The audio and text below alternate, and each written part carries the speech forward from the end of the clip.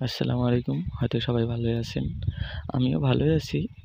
আ কিন্তু ঈদের ছুটিতে বাড়িতে এসে ঘোরার মতো, আড্ডা দেওয়ার মতো কেউ নেই। তাই বসেছিলাম আরকি বিকেলবেলা।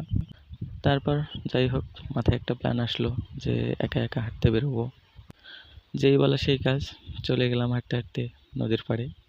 তো চলুন দেখে আসি আমাদের নদীর যে পাড় সেটা একটু কেমন লাগে। সত্যি বলতে শহরের কোলাহল থেকে গ্রামের এই নিরিবিলি পরিবেশ খুবই ভালো লাগে। সুন্দর সবুজ প্রকৃতি, একদম মন জোড়ানোর মতো। যাই হোক হাঁটতে, হাঁটতে চলে যাচ্ছি। নদীর কাছাকাছি প্রায় চলে আসছি। এটা তেমন একদম বড় নদী তা না। ছোট্ট নদী। বাড়ির কাছে ছোট্ট নদী। এটাই অনেক সুন্দর লাগে আমার কাছে। তবে এটাকে দেখলে নদী মনে হবে না। কারণ কচুরিপানায় একদম ভরাট হয়ে আছে। কচুরিপানার ফুলগুলো দেখে আমি নিজেই খুশিতে আত্মহারা। ছবি তোলার জন্য একদম উঠিয়ে পড়ে লাগছি। যাই হোক একটা কচুরিপানার ফুল আমি তুলবো।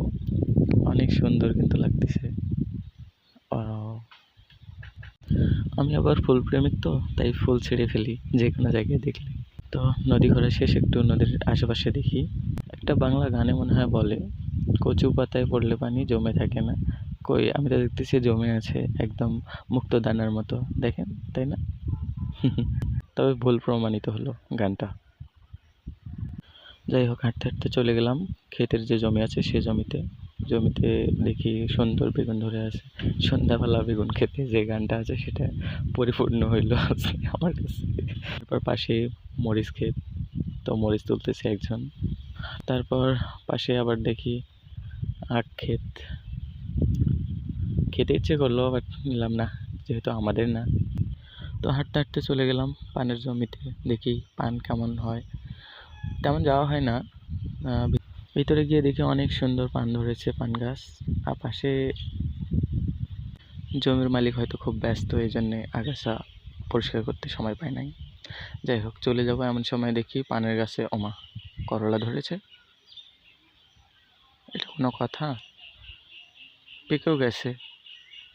যাই হোক পানের গাছে যা ইচ্ছে ধরুক। কিন্তু আমার তো ফুল ভালো লাগে একটু যেমন তেমন যাই ফুল হোক আরকি চলবে। যেটাই দেখছি ছবি তুলছি একটু, একটু।